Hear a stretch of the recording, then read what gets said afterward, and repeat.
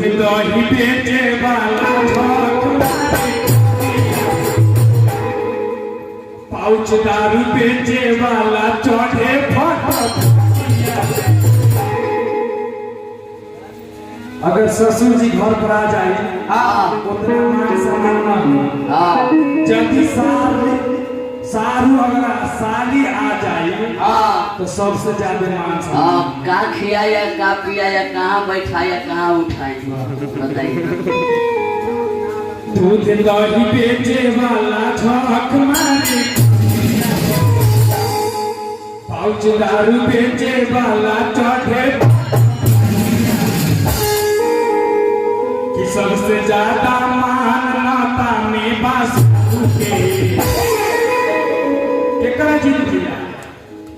सबसे ज्यादा मानता में बस अभाव बढ़ल दारू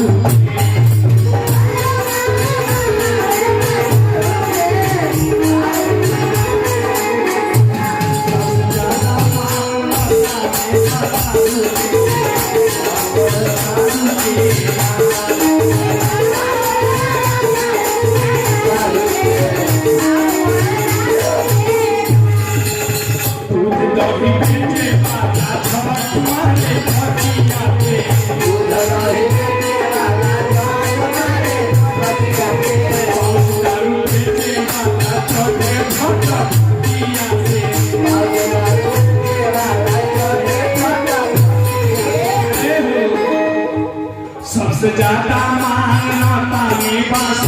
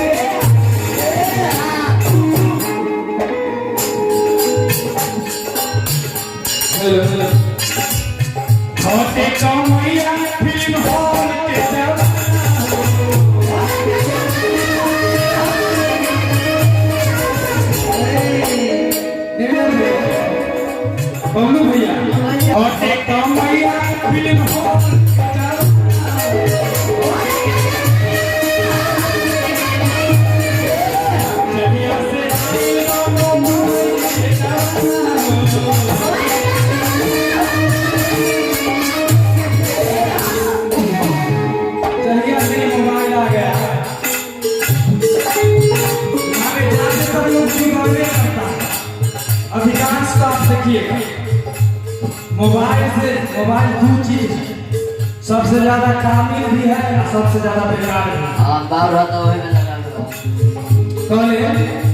कहले हो सबके घरे घरे चलती मामे सही बात आजकल मेहरारू की चलती घरे चलती मामे भाई दिया सी बात भाव बरसा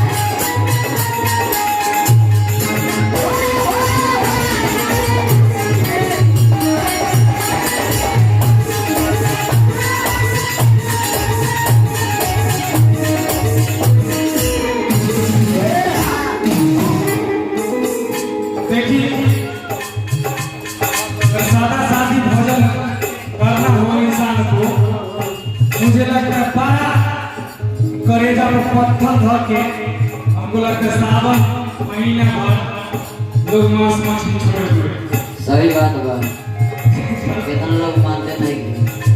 लेकिन देखी कहने कैसे पोखरी बनाए लागे पोखरी बनाए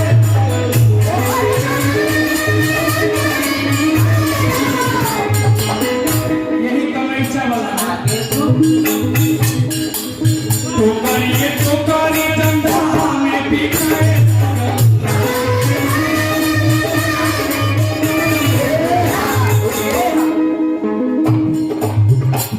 एक जगह और हर दाल लेके बैठ जाए जे रहरी के दाल हमारा उत्तम दाल।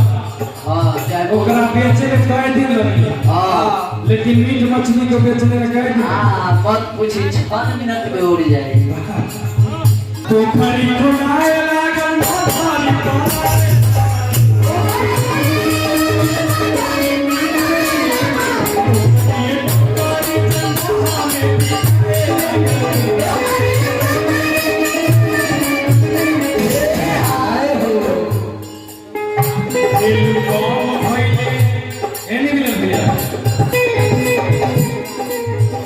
भेलू कम भइले गैया भैंस भेलू कम हो गया। हाँ जी सही बात बा। भेलू कम भइले गैया भैंस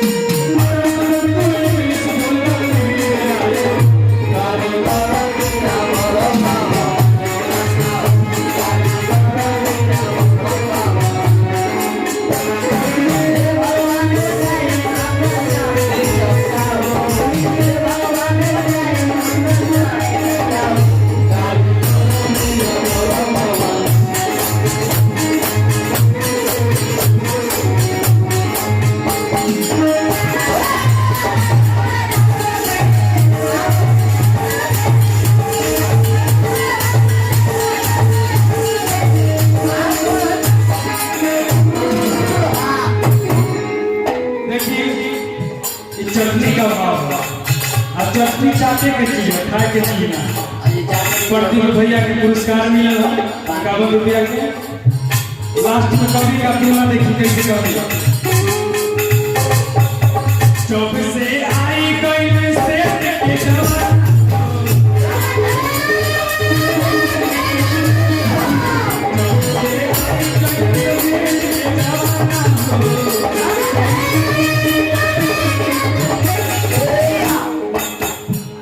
आजकल खाना से उतना लगाव नहीं है जितना मोबाइल से लगा। सही बात बा, मोबाइल पर लोग बिजी रहते। एक दिन अगर पैक समाप्त हो जाए तो सांप के ना मोनी छीना जाता है, उस तरह से इंसान का हो जाता है। हम आपका मोबाइल ऐसा वायरस है उसके बिना सो नहीं सकते। कैसे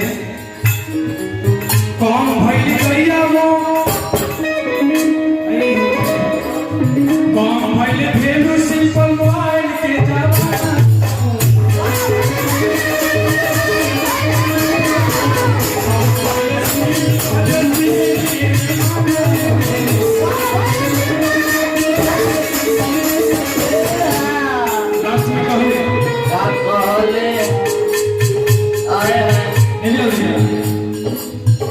पेटवा बात माने ऐ हो स्टॉप कीजिए भैया। पेटवा बात न माने बाप महत सही बात। आजकल बेटा बाप का बात नहीं मानता। हाँ मेरा के बात लोग खूब मानी है। तेरे मानी है तर मानी बाबू माई जे जन्म दी है उगरो के थोड़ा बात मान लेना चाहिए।